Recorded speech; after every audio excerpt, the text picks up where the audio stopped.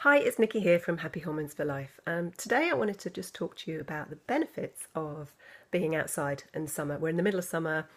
I, for one, absolutely love the summer. I love being warm, can't stand being cold. So for me, summer's always look forward to.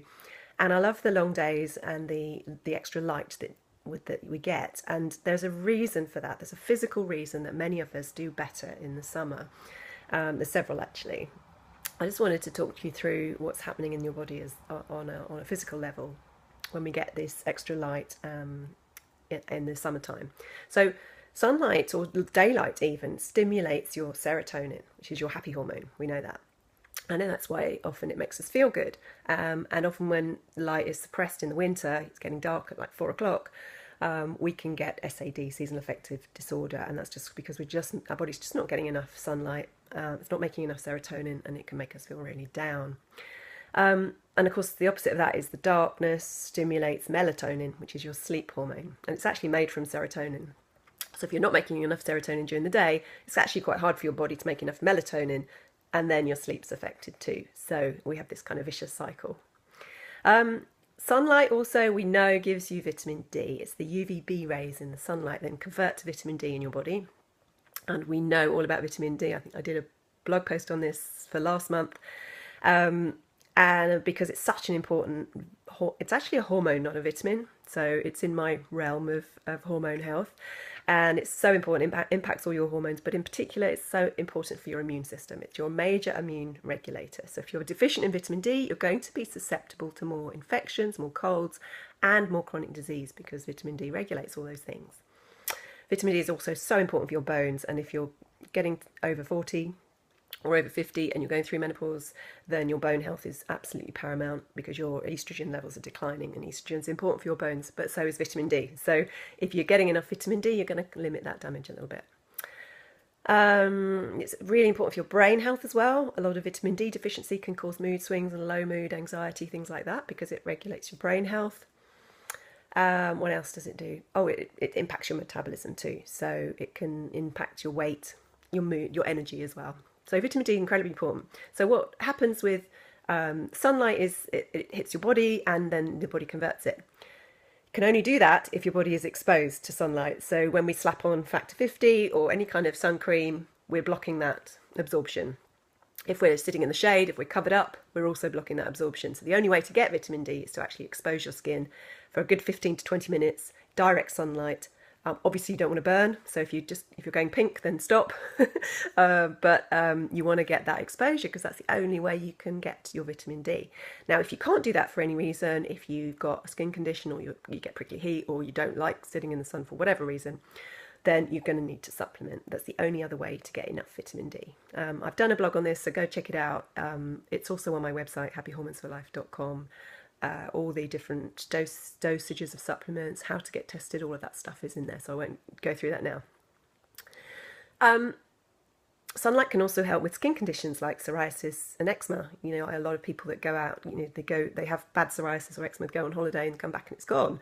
Now, some of that could be down to the vitamin D, but also the action of the sunlight itself.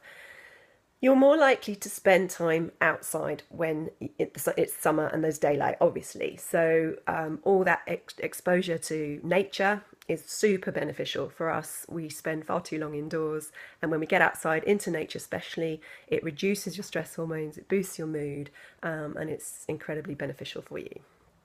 Now, if you're lucky enough to get a holiday in the summertime, then that's fantastic too, because that's a real rest for your system. You get away from everything, away from all your distractions, and really just chill and give your body that rest time, which it desperately needs in these modern day lifestyles.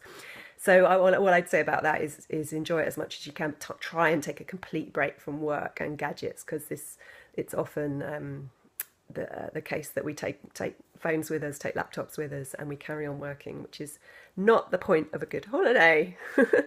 Now, there are some downsides to summertime and being outside a lot.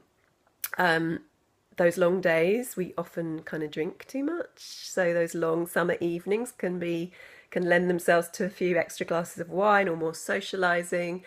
So we got to kind of just watch that to make sure we don't overdo the alcohol, because that will kind of defeat the object of all the benefits you're getting from all that sunlight and extra daylight. We mustn't overdo the sunbathing either. Obviously, we want to get our vitamin D, but then we do need to protect our skin. So please don't burn ever, because that's very serious. And remember, those rays are also, the UVA rays are also the aging ones. So we're going to get more wrinkles. So that's a good reason not to do that. We might not sleep as well in the summer. I know a lot of people that I speak to have trouble getting off to sleep, and that may be the extra light in the evening is impacting our melatonin production and keeping us switched on. It can also get hot as well, so we might have trouble sleeping when it's hot. So a really good thing to do is try and keep your room cool with a fan or something, and try and keep it as dark as possible, so that you trick your body into thinking it is actually nighttime, it is bedtime, we can switch the melatonin on, we can go to sleep. That's part of your natural rhythm. If you're a hay fever sufferer, the summertime can be a nightmare, and I do suffer sometimes with it. This year I know it's been particularly bad. I know a lot of people have suffered, so it can be a bit of I know you're probably longing for the autumn if that's you. Natural solutions to hay fever can be a mixture of vitamin C, vitamin D. Quercetin is a good one.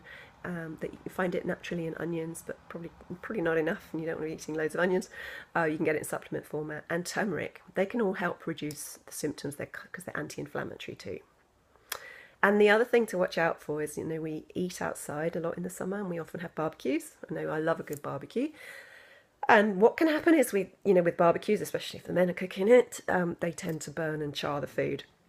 And that has implications too, because those charred bits that taste really yummy can be carcinogenic. They're the things that tend to be they've been in the news recently. The burnt bits and the roast potatoes have been in there. all the brown bits that are really, really tasty, obviously, can be bad in excess. So when we're eating a lot of burned and charred foods, we can take on too many of those chemicals. So excuse me. So I hope that's been helpful, and I hope you enjoy the summer as much as I'm enjoying it. And we'll catch up very soon. Take care.